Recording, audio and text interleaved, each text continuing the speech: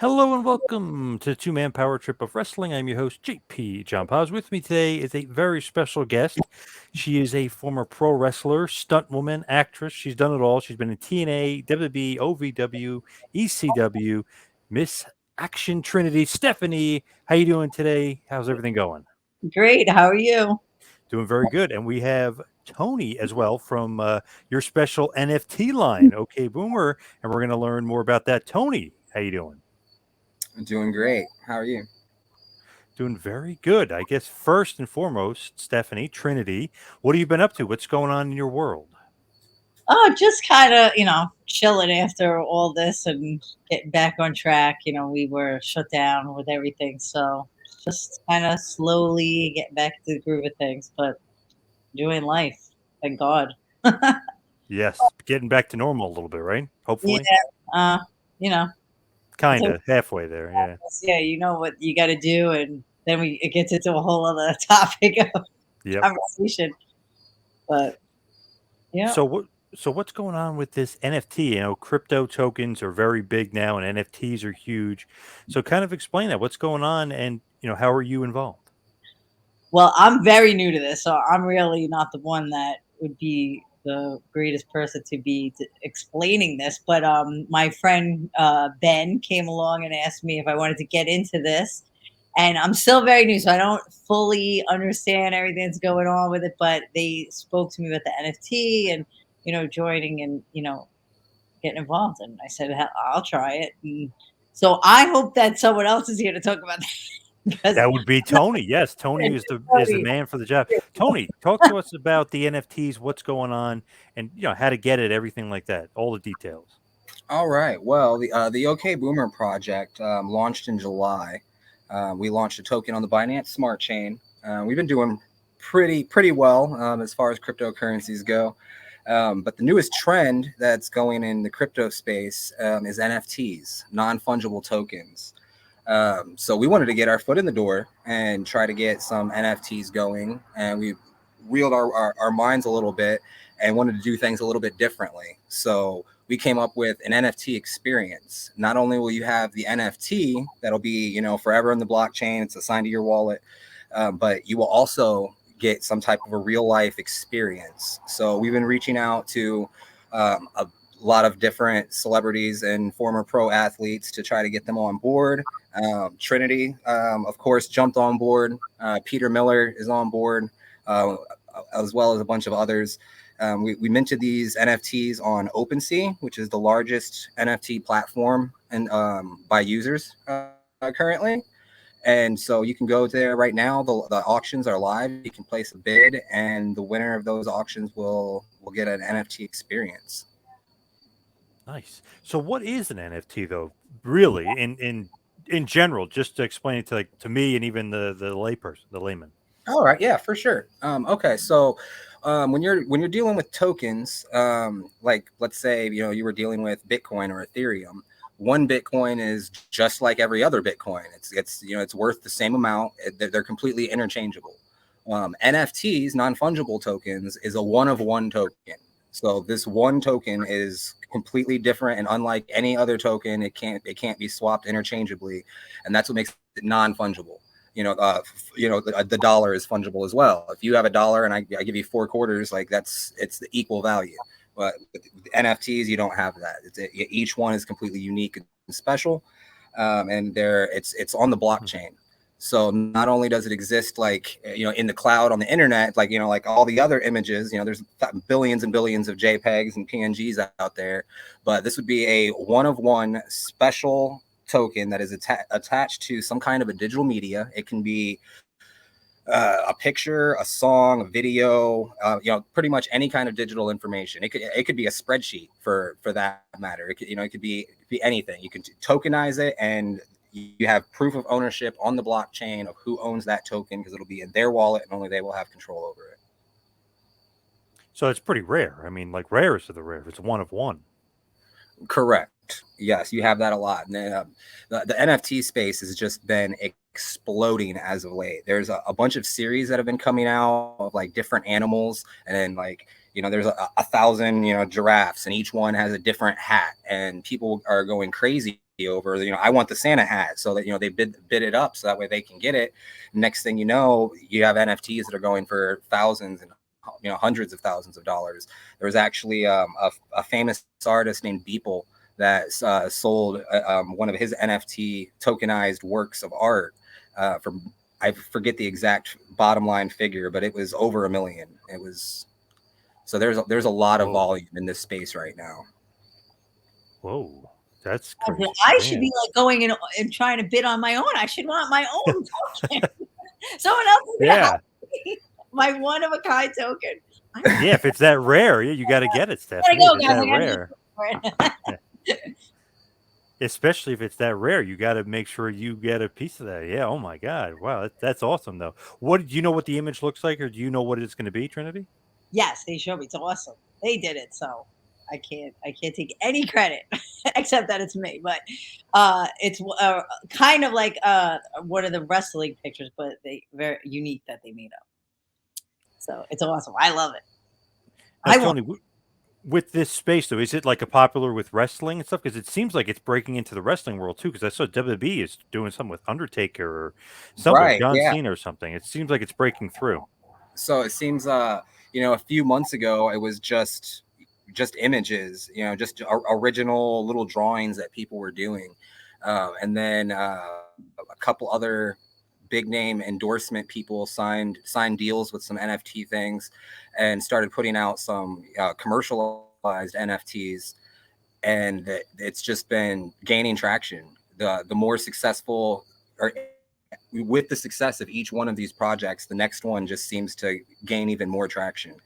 And so when we were looking at getting into the NFT world, we wanted to do something that's a little different, and how do you differentiate yourself when there's a million projects out there and each one of them is trying to differentiate themselves? So we decided to do this experience thing, so that way it's more like an augmented reality type NFT, because not only are you getting the digital asset, but you also get to experience something that nobody else gets to experience. And that's different than anybody. I don't know any other projects out there that are doing that, especially doing that with the level of clientele that we have. Now, Trinity, what do you think about this space and this? Because we were even talking off air a little bit about like Zoom. This is new to us, and StreamYard and these Google Meet things. And what do you think about like this new technology? And everything seems to be changing. I know it's amazing. It's amazing that they figure out how to do it, and they are become very successful. I'm so glad to be a part of it. I definitely have to learn more about it, but I'm very excited to be a part of it with them and see where it goes, and what else we could do with it. And the experience is exciting. So I'm glad to have joined with them and partnered and to try it out. So good luck. I hope they get successful with it, and I hope I do. And I want one now. You got so excited about it. I got to go bid and get one, or I don't know what's next, how I get one, or what we do next. But I'll be finding out with them. Oh, well, I mean, if it's your prerogative to get an OK Boomer branded NFT, in conjunction with the release of the OK Boomer Champion Series, yesterday we also released an OK Boomer Boy series as well. So if you go to OpenSea and type in OK Boomer, you will also see those. There is a gold, silver, and bronze version available of the little Boomer Boy, which is our logo. And there will be a future series involving him as well. I hope that's not giving out too much. So, Stephanie, how did you get involved to begin with? Like, how do you know Ben, and how did you get in with OK Boomer? Okay, it's funny how I know Ben. I know Ben through geocaching. I don't know, did he tell you that we're geocachers, crazy geocachers? But and then through them. Is that like scavenger hunts and stuff? Yeah, that's like my big crazy hobby that I love. But Tony, are you into that at all? Or that's just Ben. That's actually how I met Ben. Is through geocaching. Yeah, I've been geocaching for several years now. Awesome! Oh, yeah, my favorite thing. So what is that? Explain that? What is that? That is kind of like a digital scavenger hunt. It's a GPS. You use your phone on a GPS to find things hidden all over the world. It's like I always feel like I'm a spokesperson, but I think there's like 6 million people playing, or 6 million hidden and 3 million people playing. I mean, it's like, it's huge. It's an app on your phone, and anywhere you go, you could geocache. So like, it's not, you could just be traveling all over the world and there's geocaches, and they mostly bring you to awesome places, but they're just hidden everywhere too. So like if you're hiking, they're out in the woods where you're hiking, where you're biking, even on the water where you're I go on my boat and find them on islands and stuff. And everywhere I travel, I get to geocache. It's just something cool. So it brings, I hike and bike and do everything. And geocaching then just became like an extra added fun thing to do, like, all the trails that you're on. And then now you're finding stuff. And it brings you all around the world. Like it brought me all around Long Island, which I would have never even been around Long Island if it wasn't for geocaching, like the North Shore, all the way out east, and like I said, it brings you to places you would never know. Like Long Island has so many awesome parks and sanctuaries and estuaries and reserves and such cool things. And if you want to go away and you think you want to go on a tour, you could pretty much go on a geo tour and find all the coolest places and find geocache. I mean, it's for like all ages too, because you're not finding, we always say treasures, but it's just, there's nothing that great. It's not like money, or sometimes there is money in them, but the first person to find it will take that. So it's not going to be there all the time. But it's just fun. It's just an added fun, and you see, you could do it anytime, anywhere, forever. So it's awesome. It's like a digital scavenger hunt, basically. Yeah, it's like when GPS like first came, when they switched the switches, and I think in 2000 when GPS came about, and they wanted to see how accurate it was, and someone hit something, and people like went to find it, and then it came from there. So it's like if you were putting an address to a house or a location, it's the same thing. You find all these dots all over the map, you click on them, and they bring you to it, and then you find something. You have to find it. Yeah, and typically it'll be like a small Tupperware container or something, like hidden in a tree stump.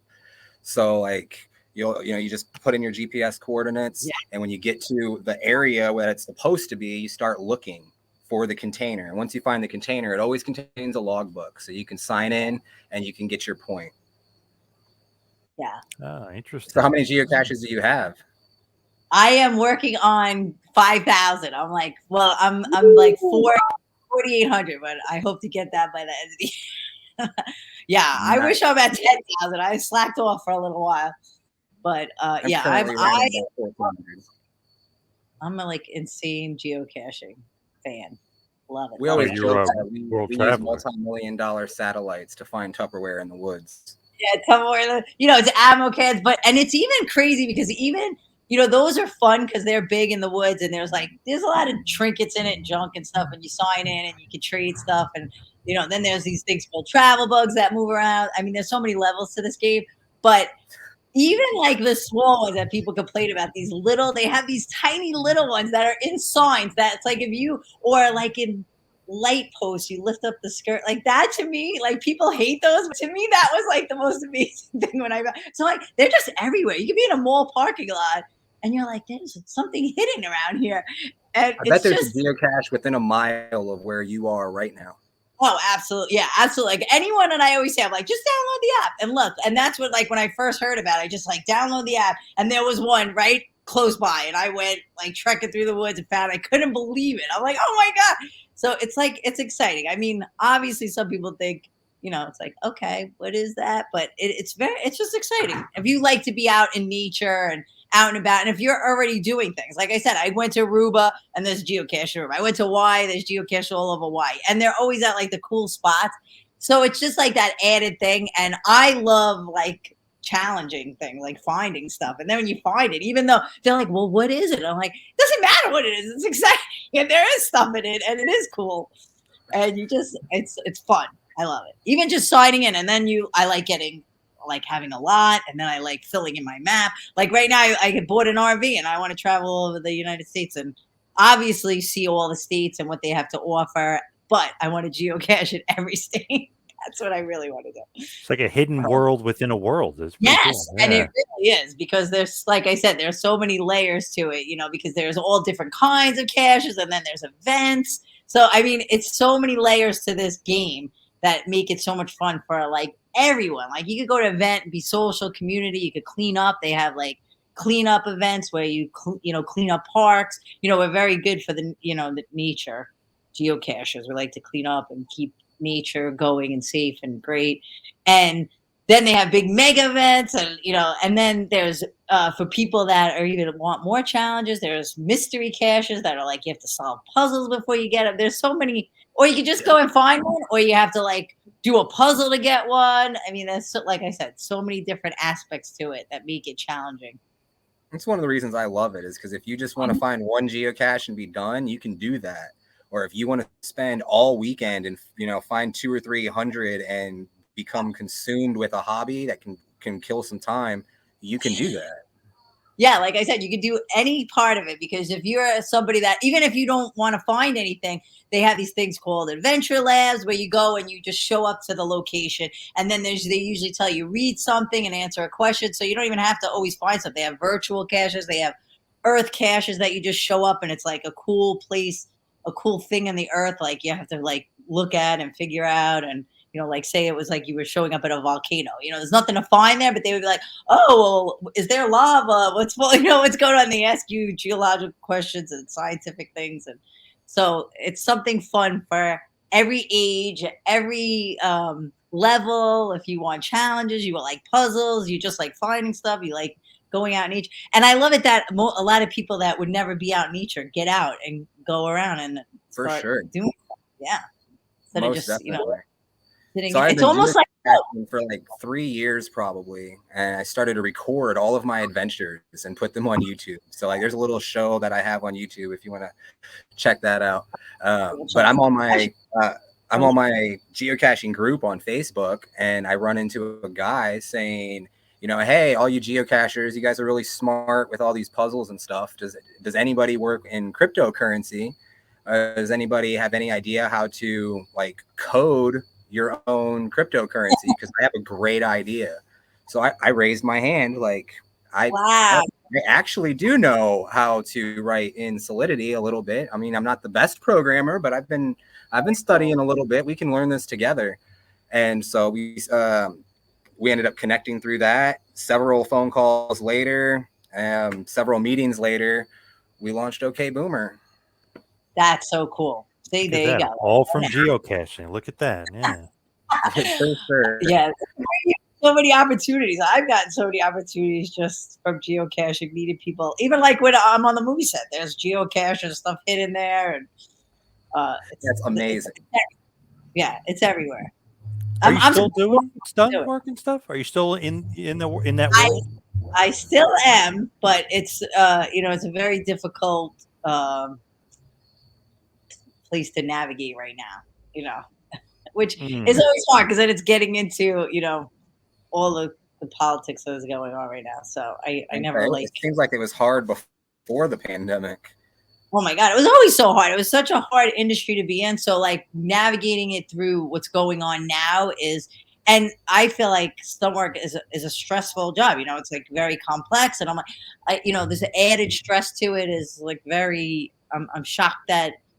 But I think they're going on strike right now. I don't even know. I try to pay attention to my unions, but like I said, most of the time we're on these Zoom calls and everybody's a little bit, fighting over a lot of things. But I think that they're, because again, with what's going on in the world with, mandatory stuff and, how they're, I don't even like to say the words, but Yeah, I know what you mean. So that's what you're throwing down. Yeah, so that's becoming an issue in this line of work too, and so it's a very complex thing to navigate through because of everybody's different issues and feelings on it, and then how it's going about. So yeah, I'm doing different things, but nothing like before the pandemic. So I'm just staying low key and learning and seeing where everything's going and what's going on with everything. And, I do a lot of different projects that are a little outside the loop because I don't want to deal with all that, but I have to stay involved and see everything that's going on. I should have I should go back to wrestling, and I should have started wrestling. Wrestling was so funny because through all of that, they were essential which is awesome. You know, Yep. Vince McMahon has a lot of connections, obviously, and they were essential, and they never stopped working, and they're still. And I don't even know like what they're. You know, they're not the same thing as the entertainment industry as far as our unions. So I don't really know what's go. I'm a little out of the loop with that, so I don't really know what they're doing. So it would be interesting to find out and maybe contemplate going back there. Yeah. Oh, really? Yeah. Always Wow. ring ready. I am always ring ready. I am always moonsault ready off the top of the cage. No problem. Oh, I would love to Yes. see that. Oh, Yeah. I would love to do it again. I do definitely miss it. Do you get the itch to get back in the ring Oh and my wrestle? all the time, all the time. And if I can't even watch a video, I can't even really watch the show because if I watch the show, I'm on the edge of my seat, ready to like fighting in my couch or by myself. But and if I watch any of my old videos, I get so amped up and I'm ready. Oh, I love my videos. I'm I surprised know they haven't reached out. what, You know, I'm yeah, well, surprised they like haven't I reached think out. even though they were still wrestling through the pandemic, there was no crowds, and I don't even know where they were doing it and how they were doing it. Well, I did talk to like TNA like a little bit after my last in ring appearance was 2013. So we are talking a long time. But I did speak to them on a few times, but they were going through a lot of changes at the time. So they were moving out of Florida, they were getting on the road, so they were very up in the air. And I think even that company, even though they're very awesome, it's very up in there. Now I don't even know what AEW is. I watch it sometimes, but I don't know who's running it. Where is it? I'm like, where are these shows and who's in I charge keep of it? seeing And I Ring of probably Honor. what? I keep seeing Ring of Honor. Well, I've been Ring of seeing them Honor, everywhere. I haven't actually watched any of their shows. are they on TV? Because Ring of Honor is always I worked on Ring of Honor. That was like it's one of the best indies. I don't know now. Is it on TV? Because Yeah, It was Sinclair on TV Broadcasting. with no crowd. Yeah, okay, they haven't done many shows with a crowd. Yeah, it's interesting. But they're owned by Sinclair Broadcasting Company, so whatever their affiliates are, they're on all their like syndicated shows, basically. TV. I don't know what Sinclair TV is. So like if that's like one station or somewhere. Well, but Ring of Honor was always it was an independent, but it was one of like the top independent wrestling Yep. shows that. Okay, So the clip I saw wasn't bad. yeah, no, they were awesome. Actually, like I worked for them because everybody that when I first started, they were like, you got to work here because WWE looks at them and takes talent from them. So, because they have independent wrestling all over the world. That's just not on TV. Like, but there's tons of venues all over, and there's some really good ones and some really bad ones. And when you first start, you like all these people are working on those before they could get a shot, on TV. And I went around with the group of guys that I was training with, and I was always told Ring of Honor is definitely a big one. And then from there, we got an audition out on another. I don't know the name of the venue, but it was out in Atlanta, Georgia, which got us onto TNA. Bill Barons ran it, and then we got on TNA, and then eventually WWE. But that's the track. NWA Wild Side. Oh yeah, yes, thank you, very good. Yeah, Billy Barons. Yeah, So it's funny like how close he was to TNA, and I guess he worked for TNA. But so that's how you got in TNA. They saw you in a tryout. They wanted to bring you in. Well, yeah, there was a couple of guys that already worked for TNA, the Amazing Red and the SATs, and I trained with those guys. So Chris Divine and Divine Storm, they were trying to get on the show because all their other guys they trained were on the show. So we drove all the way out to Atlanta, Georgia, and we did. And I just like went along for the ride because I wasn't really invited, and I'm like, let me come, I want to go. And I went, I just valeted them, I did like a move or two, and then they were trying to get onto TNA, so they invited the three of us, and we did a dark match, and then we got on the show, and then they split up our team, and then I signed, and they were there for a little while too, and the other guys were there for a while too, and. Amazing Red, I think, still. Well, no, he might not be anymore because I think he got hurt. But I think he went on to WWE for a little while. And He's still wrestling a little bit. Master P owns House of Glory, and he's got a part of that too. Yes, yes. Which is interesting, Master P. Oh, it's like geocaching. There's so many like venues to wrestling that you don't know. There's the Underworld, and there's the Independence, and then there's the TVs, and then the big show. What did you think about TNA when you first got there? Like when they put you with Kid Cash, and then you got Siaki and Desire. What did you think about, like, when you first got there? You were like, "This is just a good space to be," or were you thinking this is gonna help you maybe get a bigger opportunity? Well, when I first got there, I mean, all I knew of was WWE. So, when I was wrestling on the independents and promoting myself, I was trying to get to WWE. I didn't even know about TNA until I met those guys. So when I got there, I thought, this is just as great. I thought it was awesome because they gave me such an awesome shot. We were on TV. I mean, it was a great show, and I had so many great opportunities. I love being there. I wanted.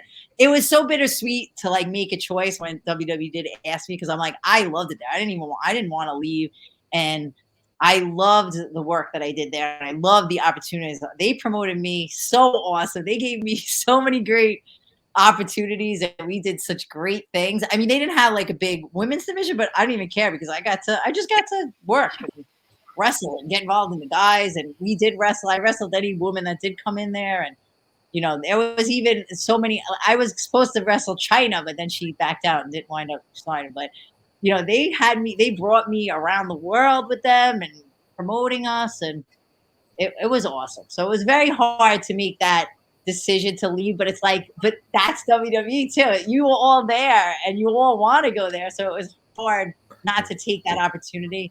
But so it was very Sure. bittersweet. Yeah, very bittersweet. I remember you, Kid Cash, and Amazing Red. You guys had a match. You were wrestling some of the guys too. Oh my God. That's what I said. They gave me so many opportunities because they promoted me like what I did. I was a stunt woman, and, I wanted to wrestle. I wanted to wrestle the guys. I wanted to be involved. I didn't want to just be a valet. And it was really so true to, my character, who I was. Like, I really did want to go there and wrestle. I was like always hoping, like, please don't make me do like the bimbo girl stuff. Not that nothing wrong with that, but I'm like, I'm not good at that. I wrestle. I want to wrestle. And they really pushed me that way. And it was, they promoted she's like, she's a stunt woman. And I'm like, let me wrestle the guys. And I don't care. I want to jump off I want to jump off the ropes. I want to go into the audience. I want to go through tables. I will do it all. I don't care. And they kind of let me do it all. I remember showing up at that one pay-per-view. I wasn't even supposed to be on it because I was doing a stunt job. And they had that pay-per-view with the cage, and I'm like, you know what? I don't want to miss this. I have off this weekend. I flew myself into the show, and Dusty Rhodes was like, do you want to jump off the cage? I'm like, yeah. And they put me on the show, and it winded up being that, which is so funny because I wore the wrong shoes, and it was so hard to climb the cage, and I didn't know until I was literally climbing the cage. I'm like, oh my God, my feet don't fit in the holes. I can't get up to the top. I thought, this is going to be bad. But we worked. I did it. I got up there. I'm like, I'll climb up there with just my hands if I have to. Were you scared at all? Because that was a pretty scary spot if you think about it. I mean, it's always nerve-wracking, but I think like something comes over you when you're wrestling. You just started to think of what you're doing. Like, it's like, oh, I'm fighting Tracy and she's just bothering me and I have to get rid of her and I have to like make my guy win and I have to, ruin get those guys off him. And you really just, you're so into it. But I literally, when I was climbing it, I was more scared that, oh my God, I'm like, my feet don't fit in. I had these clunky shoes on and I'm like, they wouldn't fit in the holes of the cage. I'm like, am I not going to be able to get to the top of this and to jump off and do that big thing? But I made it out there. But yes, it was nerve-wracking, but I almost feel like it was more, I was so nervous climbing that by the time I got up there, I'm like, thank God I'm up here. And I'm like, stand up and now I do my thing. And my backflips are my thing. I feel like I was born to fly. So that part's not scary. Yeah, and it's amazing the trust we have for people because I'm like, yeah, I just trust all of them. Yeah, they're going to catch you, right? Who knows? You hope they catch you. Yeah, like I said, you're in, like, you're Right. just so in, you're there. Like, the world disappears. All that does disappear. Well, that moonsault though, like, it was incredible.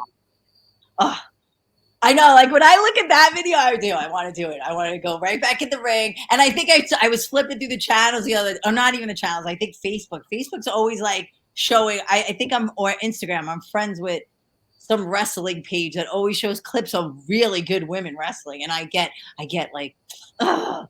And some woman did like all my moves in one shot. I'm like, she did, well, I have to say, I got that from Rey Mysterio, the 619, I called it the 516. But I loved his work, so I emulated him a lot, and also the other guys I trained, which were all the lucha and high flying stuff. So any move like I'm like, oh, that's awesome. I could do that. So I did that swing between the ropes where you kick the person where they're hanging over it. And I just saw another girl do that. And she did like a moonsault. I'm like, ah, I want to go back and do it. I could be fighting her because like literally when I was there wasn't a lot of people that did any of that stuff. And it was funny because it was like Lita was before like doing it. And I'm like, yeah, I could do that. I'm a stunt woman. And I went there, but then, she wasn't there anymore. And I'm like, I don't get to like, that would be someone I would want to have a match with. But I want to see that. I know. And I didn't get to really wrestle those like women that were doing the stuff that I was doing. And now I'm out. Now I feel like a lot of the women are doing this stuff. I'm like, yeah, figures. We're always like. What do you think about the woman's revolution, as they call it, with wrestling? I mean, were you a little surprised by it? Because there's so many women wrestlers out there. And like you said, there's so many good ones too now.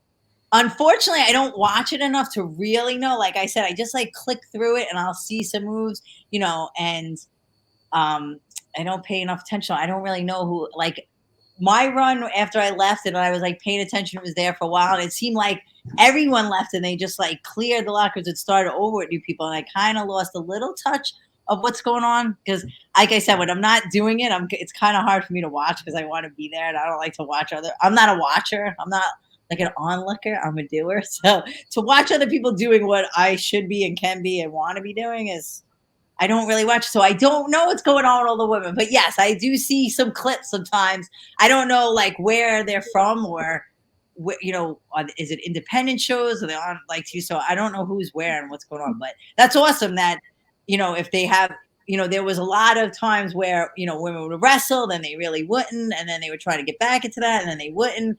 And it's always weird to see like where, like, I was always told like no one really wants to see women wrestle. And I'm like, well, some people do, real fans, but I'm like, but who cares? It would go, we wrestle for a little while. Some of us do the good stuff. Some of you do the gimmicks. So there's like geocaching. There's something for everybody. They like it all. So there's room for all of it. And there could be, the sexy ones, the bimbo type things, the funny gimmicks. There could be serious girl wrestlers. And, I just do know that they did tell me like, it's hard to,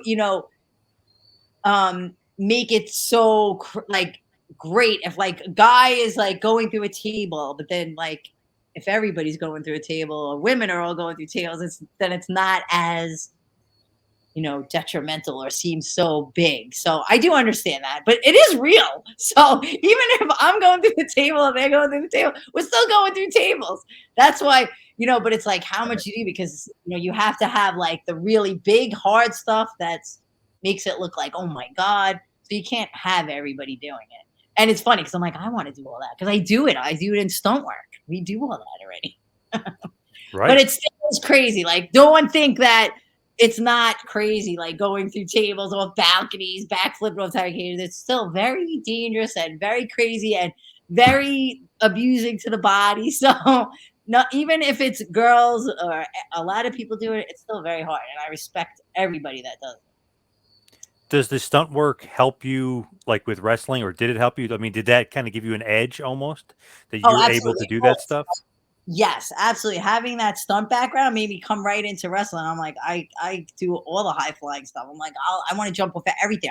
And when I would see the moves, I'm like, oh, I want to try that. And it's funny because my first taste of wrestling was on a video game where a stunt coordinator was coordinating the video game. And there was, believe it or not, Kid Cash and Johnny Swinger were on the first wrestlers I ever met. And then I winded up valeting with both of them, which is awesome because like, they didn't even remember me. I remember them because they were working on the video game. But I got in the ring with the stunt coordinator, and he was like showing me these moves, and I'm like, "Wow, look at that! I just got to tell me how to kind of do it." And then when it came full circle and I was wrestling, the people I was training with, they would like show me some of the high fly, the hurricanranas and stuff. I'm like, I just need to know the placement, and I could do it all right away because of stunt work. And then after wrestling a while, I even became better at stunt work. They both complement each other so well. And I'm like, they both benefited me in both. I was more confident right away as a wrestler because of stunt work. I was doing stunt work for already, I think 10 years before I got into wrestling. What people think that I was a wrestler, a stunt person. It was stunts for a very long time. And wrestling kind of. I was actually handed a script to stunt coordinate a movie about backyard wrestling. It's called Jimmy the Dread. I still have the script. And it's funny that I saw this kid in Lindenhurst that was having a lawsuit with his wrestling ring in his backyard. I don't know if you remember that. And Yep. that's when like wrestling rings weren't allowed in backyards anymore, and the insurances went up. And I went to go buy his ring. I'm like, can I buy your ring off you? And he's like, I'm fighting the lawsuit, but he told me about the ECW training school in like Oakdale, right in Long Island, and Mikey Whipwreck and these guys trained at. And I went there, and I'm like, I might be doing this movie. I might need some wrestlers. I want to like train, but I actually wrestled in high school, so I trained. Really? Wow. Women weren't wrestling, but I knew all the wrestlers and the coaches, and I would go in and train with them, and I would do the whole workout and like to learn the moves. So I knew wrestling, so even when I got into it, and it's real, like you're wrestling, you're just not really putting on the moves, and so I kind of knew all the chain wrestling parts, and then stunt work with high flying. I was like meant to do it. It was like such a perfect transition. I don't know if a lot of women are as tough as you, though. I mean, you're wrestling, you're doing stunt, you're doing pro wrestling. It's pretty crazy. Yeah. I would say, okay, when I lose, it's not real. When I win, it's real. Right. In the ring, I will beat any woman, anywhere, anytime outside the ring, for real. I'm already calling you out, everybody. Yeah. Do you take pride, though, that you're kind of a pioneer, so to speak, for women's wrestling? Because, you were kind of doing it when like you said, a lot of women weren't doing that style. That's very I don't know if I can say that, because I know that there was so many women before me. That's awesome for somebody to say that to me, which, I never looked at myself like that, because, I knew that the older women that like, came before me and paved that road, and, and then, yes, Lita was already doing that. But I think she was the only one. So, but Jazz, there was a lot of really good wrestlers. Trish, they were all good. When they're doing stuff in the ring, whether it was like high fly, you're still wrestling, and that is hardcore. So I thought all those women were awesome. Oh, Victoria, I love her. I wish that we're friends. I shouldn't say friends, just in case she's like, no, we're not. But I met her at several events, and we always talk. I love her. So whether she considers me a friend, I think she's awesome. And I always thought, like, when I was getting into TNA, she was in WWE, and it was funny because we like always looked very similar, and want to see your outfits, and I'm like, and our wrestling styles were, I always felt like her, like I don't want to say she's not the pretty girl, because she's gorgeous, but I felt like we weren't the blondes, we weren't like the hotties, the models. We were like, I thought she was always a serious wrestler, and that's how I felt. I didn't feel like when I was coming in, I didn't feel like it was easy, like, oh, I'm this hottie babe coming in. I felt like I gotta wrestle, because that's how I'm getting it. I'm not getting it by my looks or any of that stuff, or hopefully I have a little bit of personality, enough looks, but I have athleticism that will help me, break into this business. And, I really tried to, work that, but I'm like, but there are those women in there. So I had hope. I'm like, okay, there's Victoria. And I always was like, I'm like her. She's there. I could do it. And like I said, too, Lita. So when I got in, so I don't know if I'm really paved the way, but yes, now there, when I was with TNA, there was no women, there was no women's division. And they had me wrestling the guys, any woman that came in there, just try to do any gimmick and the company was awesome. And we did great gimmicks, even without a women's division. Like, I loved all of my gimmicks with Desire, with Kid Cash, with like, even valeting, we had such great gimmicks. I never felt like just a sidekick. I always felt like part of it. And I felt like important and imperative to. So I loved it. So maybe, it did pave it. Like, I know I was one of the original knockouts for TNA. Now, there's like, they're all the knockouts, and then, the divas. But see, like with WWE, I wasn't there from the beginning. So like, I can't feel like I paved the way there, because I was only. If you don't want to say paved the way, I would still put you in the category as have laid down some of the foundation, for Thank sure. you. Yes, I hope so. There's a major evolution that came in after you left. Like, there, Sasha Banks, Road to WrestleMania, Beth Phoenix, and like there's been a lot that has happened. Well, Beth Phoenix, believe it or not, was some of them would have gotten that opportunity if you hadn't done, played the role that you played. Yeah, I got to wrestle her in the Indies, which was awesome. She was probably one of my first wrestling matches, like Oh on wow. an independent show.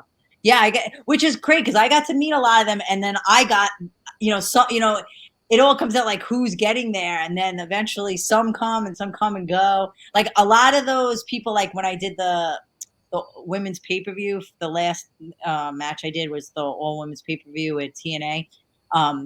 There was so many girls that I knew from the indies that it was like, well, they had to they just brought in like tons of girls, but they just came in for that. And I'm like, wow, so I feel awesome because like I did make it through all those indies and I made it to TNA and then I made it to WWE. So I was doing something right, which was awesome. So, and then, you're right. Like people came after. So, all right, I'll take it. I'll take a little bit. I never take compliments. I'll try to take. We noticed. You got to take those compliments. Oh, I loved it. I just know when I was there, I loved what I was doing. I loved, I took such pride in everything I did. Like it was like such a dream, and like it was crazy because it wasn't something I was like aspiring to doing my whole life, but it kind of a little bit because like I loved wrestling, and then I was like heard about stunt work through friends of the family, and it was like, okay, so it was kind of both of them at the same time, but stunt work came first, and I really didn't know anything about wrestling, and I didn't even think it was even an option to get there until then. I said, when I got to stunt work and I was doing all that, then I'm like, yeah, I'm gonna get into wrestling. And when I had that script handed to me, I'm like, oh, this is the line. This is how I get there. So I made it happen. I made things happen, and I'm proud of that, and I'm excited. And like I said, I take such pride in everything that I did. I loved the company I worked for, the people I worked with. There was always ups and downs, everything, but I loved my experience. And you said you saw some girls, they were kind of copied some of your moves. So obviously, somebody's been watching you for years, you know what I mean? Or learning from you for years. Hope so. But there was a lot of like guys that I watched and learned a lot of that from too. So, obviously the men are doing it so much longer and they're amazing and doing, they're definitely, I don't know if the women are laying down like the stuff first, only because the men have been there so much longer. But what's amazing is if you're able to do the things. I don't know if any women has done this so far, but that one, which Kid Cash, I give him all the credit. He let me do so many big moves with him and put me over. Like when a guy lets a woman wrestle them and lets them do big moves and puts them over and and sells for them and actually gives you credit. It's a very awesome thing. That was like one of my best matches, I would think, to date, only because the things that we did in that match, and that was like my moving forward. Like, when I was there, the men don't always respect the women right away because there are a lot of women that just come in and want to get in and do their thing and not be serious about it. That does happen.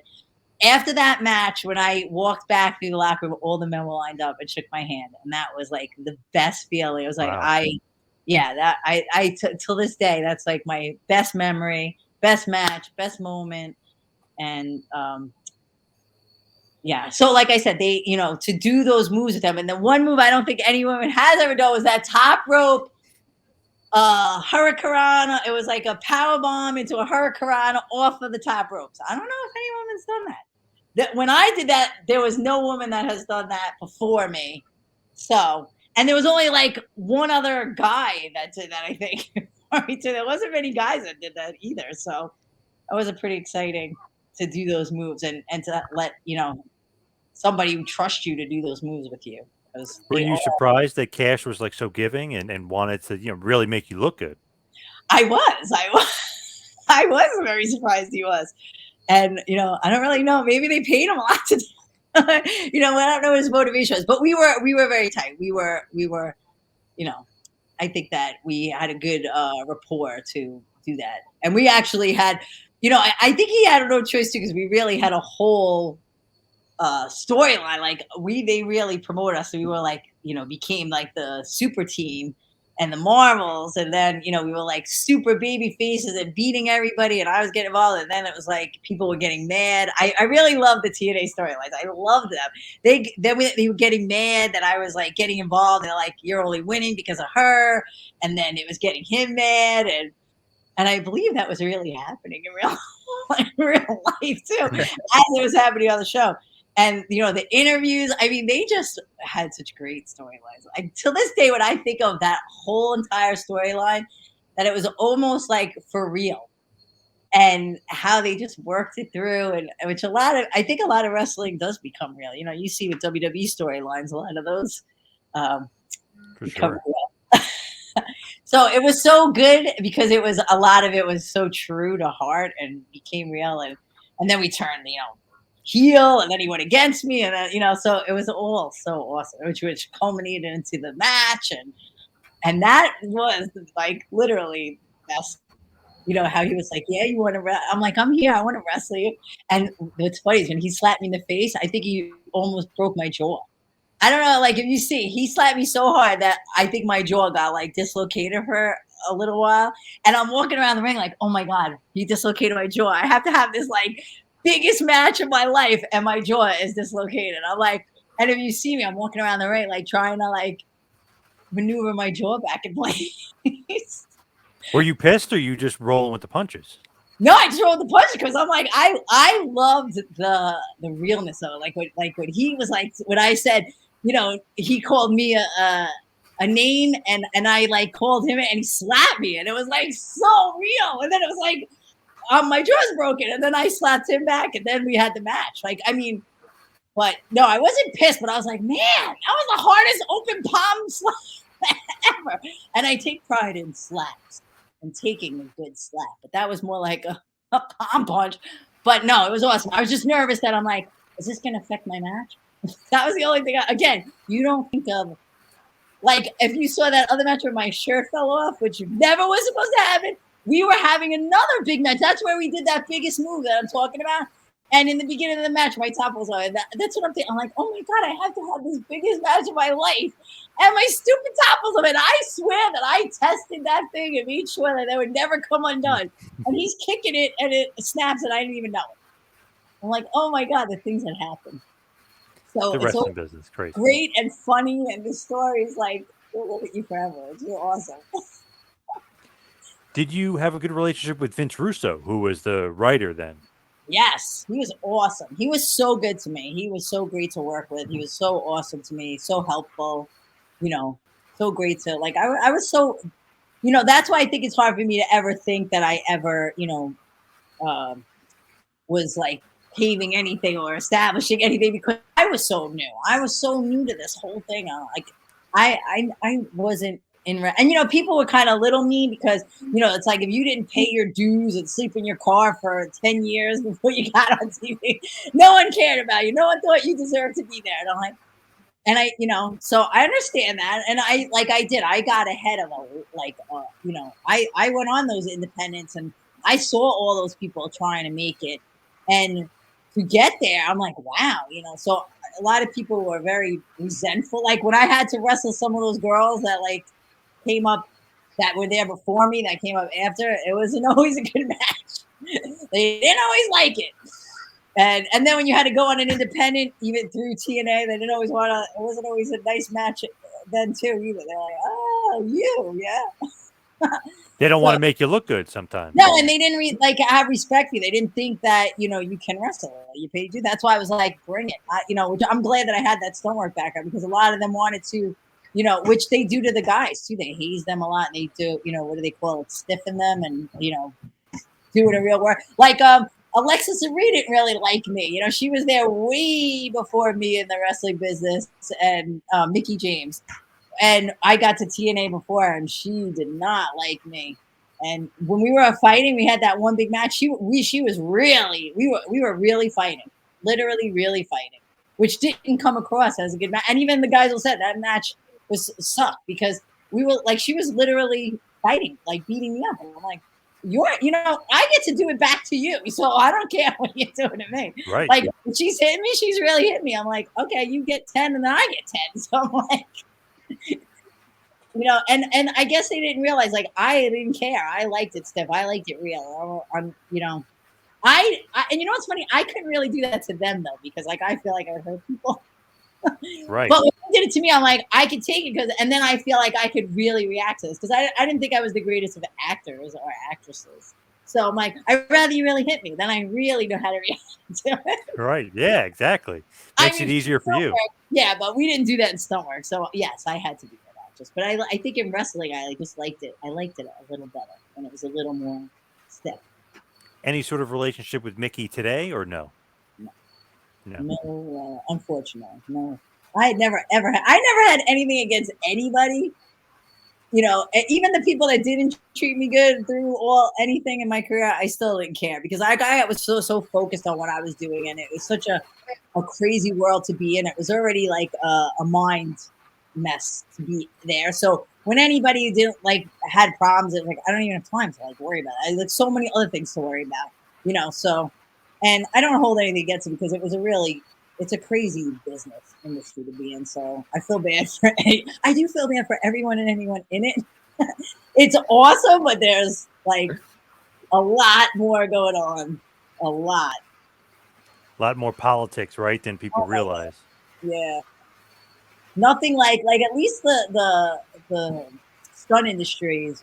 I think the stunt industry was like way more professional, like as far as professionalism. Like wrestling, probably more because it was not many, more of a monopoly. And there was only two companies on TV, and everyone in the world is trying to get to the TV. And people would do anything to get there. I don't even know what people would do, but people would work for nothing. Like on the indies, they treated you got treated badly on the indies. People working and never getting paid, and I was already doing stunt work for a long time, and and it's funny because I had very mixed people had very mixed feelings about me in the wrestling because I was already older. I was already I got into very late, and I was already in stunt work for a majority of my life. So like I came in and I'm thinking it's a business. Like yes, I will throw my body all over this ring and do everything, but it's like I you get paid to do that, and we were already not getting paid a lot as it was, like hardly anything, especially a woman. They didn't even really care about women. So like I think all my first round of shows were for free because it's like nobody knew me. So I'm like, I just came and valeted for nothing. And and I still did the big, any big move. I didn't care because I wanted to, I wanted to get noticed. I wanted to like fast track it. I think that was my thing too. I did want to get to the top like right away because I was already older. I was already in the business. I'm like, I know what it is, and I know I see, and my brain was already like promoting. I already had gimmicks and pictures, and when I would go to shows, and I was like, great. I was like, this is what WWE wants, I think, and like this is what I'm putting together, a package, a product, So my brain was already working like that, but I really did just want to wrestle.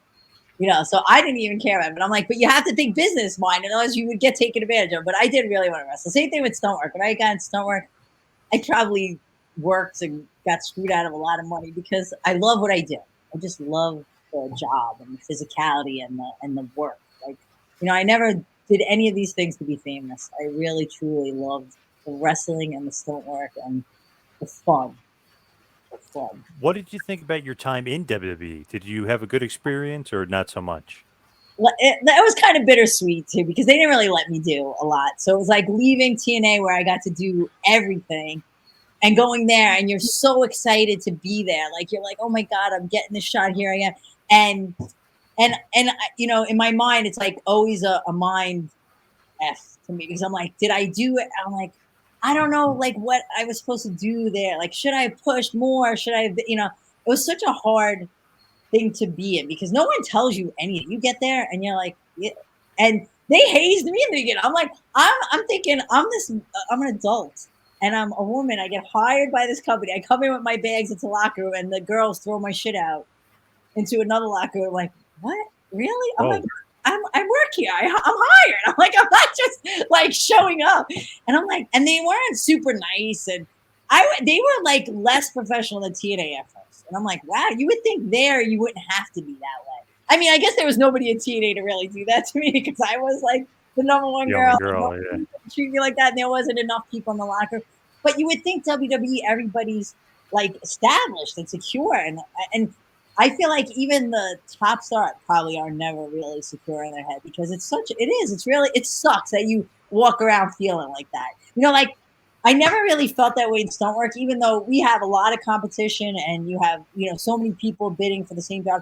But it's like WWE, I never felt like I knew what, when I got to WWE, where I belonged and what I was doing. And I was like trying every different. I'm like, I don't want to like ruffle any feathers. I don't want to step on anyone's toes. I don't know like I don't want to piss off anybody, because you would hear stories of like women that pissed off the guys and they would get fired or move to another show. You heard so much rumors.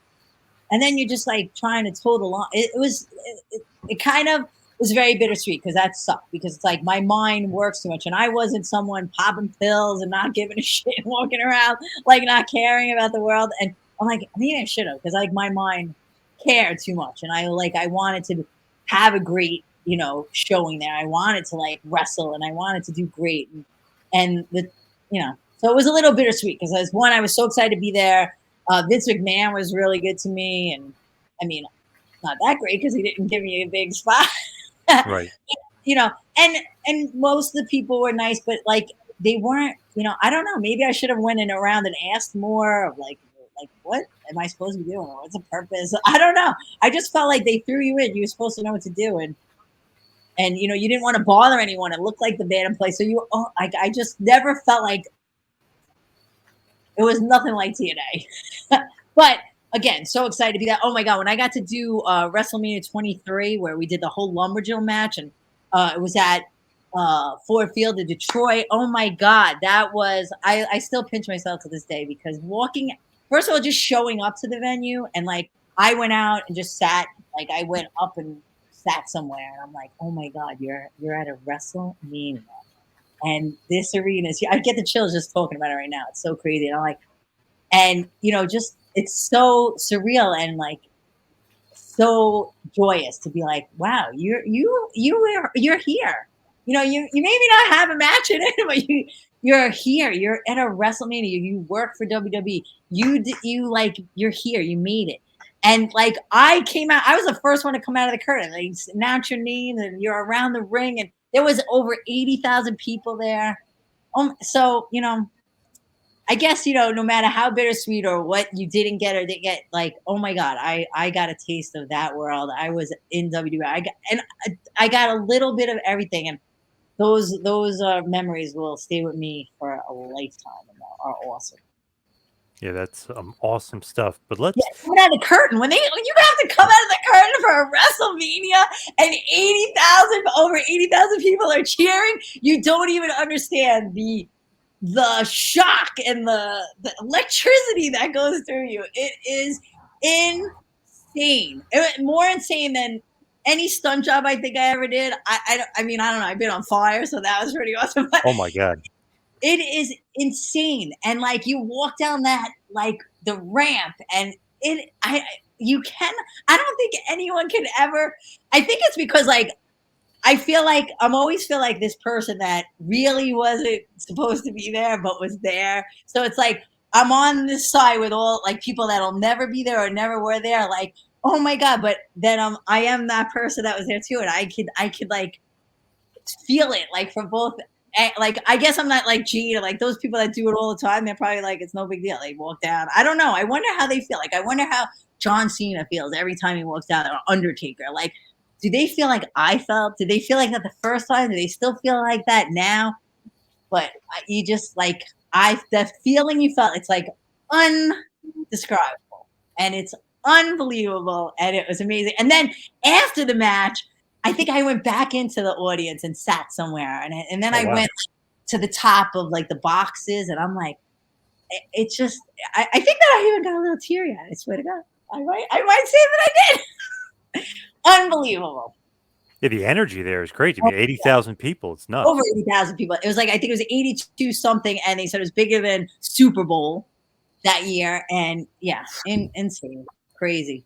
Just the whole like, like I work on movie sets, so I'm in big production setups. But again, this is like a big. You go there, it's like a huge production. The trucks, the setting up, like, and we're there from the beginning when they're setting up everything. So like again. Like, I don't know if everybody had that feeling, like where I like walked around, I appreciate everything. Like from the setting up the chairs to like sitting and watching them set the ring up, and and then just watching it all happen, and then being a part of it, the backstage, and then oh my God, crazy. Definitely awesome moment for sure. But as we head towards the wind down, we head towards the finish. Tony, one last time. You should be talking about that. Yeah. I'm so sorry. No. I love talking about your career. That's great. But Tony, one last time, tell us where we can get the NFTs and all the information about video chats and everything else. Yes. All right. All right. So if you go to our website, okboomertoken.com, and click on NFTs, or just navigate to okboomertoken.com/NFTs. There, that'll take you to our calendar, which shows all of the endorsed deals that have already been inked. So you can see the ones that are for sure coming out with their release dates. If you click Peter Miller or Trinity, it'll take you directly to their OpenSea links, and you can bid live directly right from there. Those are the two that are released now. While on OpenSea, if you click on our profile, you'll also be able to see the Boomer Boy collection for the silver, bronze, and gold copies of the logo character. And once the NFTs are purchased, there will be a special thing that only the owner can view. So when you open it up in your wallet and go to OpenSea, there's an unlockables button. Nobody can see that publicly, but once if you're the person who wins the auction and you have the NFT, you will open that up and it'll have a special unlock code and a website address there for you. You just follow the prompt right there, and they'll get your contact information, and so that way we can get all of the arrangements set up for either talking to Trinity or going on a fishing trip with Peter Miller. Oh, that's awesome. See, you gotta get in on this. I'm so excited for you people that are bidding and go. I won't even buy all the OK Boomer tokens. Get in on this on the ground floor, or I don't know if it's at the ground floor, but get in on it now.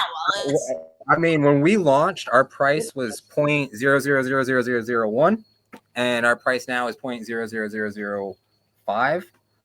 So we were actually 50x. So if you would have put $1 in, you would now have $50. If you would put $1,000 in, you would now have $50,000. We are 50x from the day that we launched. And the most exciting thing about this NFT initiative from the side of from my side, being the coding developer, is that there's a portion of the sales of these NFTs are going to go to back the liquidity of the token.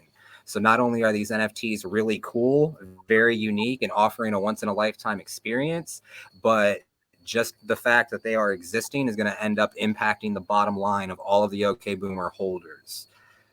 So that's pretty exciting as well. It is. I'm so excited to be a part of this. I'm so excited, Tony. So, and I can't wait to tell Ben. Thank you guys for bringing me in and partnering with me. I'm so excited. I can't wait to really, really learn more about this because I'm in. I'm in for good and all the way, and I'm definitely so excited. I really like your NFT. It looks like an oil painting. It came out so well. I do. I love it too. Like I said, I almost want to go and bid for it myself, but I feel like that's wrong. I can't take it away from someone else. I'm so excited that whoever's going to win this, I'm so excited because I love it. I want it. So the fact that someone's going to win this is so awesome. I'm so excited that there's one out there of me and that you guys get to bid for it and that I love it. It's awesome. Now, Trinity, where can everybody find you, social media wise, and all your plugs? Oh, I'm actually Trinity all over the place. So, yeah, Facebook, Instagram, Twitter, TikTok. Sometimes in the summer, I'm definitely not so good at social media because I'm out playing, but I'm actually Trinity everywhere. You can find me. You can reach out, and hopefully something with this NFT comes awesome, and maybe there'll be more things going on, and we'll let you know. All right, awesome. For sure. I'm really hoping this is the beginning of the NFT space, especially for OK Boomer. But maybe there could be some more work in the future between us as well. Yes. Not to let too much out of the bag for the OK Boomer project, but there's also a couple of things that I've been working on with the development team, such as a decentralized application, so that way you can connect your wallet to our website, and we'll be able to offer some really cool things that you won't be able to get from anyone else besides OK Boomer.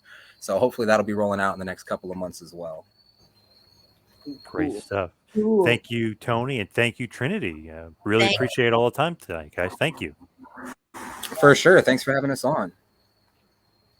All right, guys, get to bidding. Get to the site. OK Boomer, go get it.